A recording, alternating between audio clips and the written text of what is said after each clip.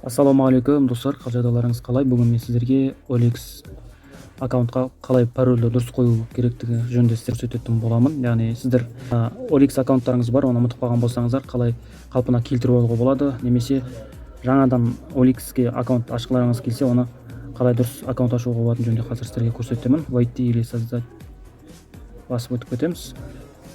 Мына жерден регистрация, яғни тіркеу басамыз. Осы жерге телефон номерлеріңізді жазасыздар.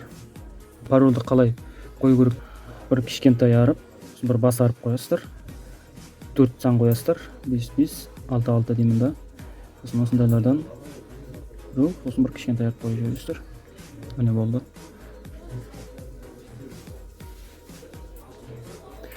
Осылай басамыз. Мен аккаунтымды ашып алдым. Енді мына жерге телефон номерімді қайтадан жазам. Міне продолжить войти дей салам болды.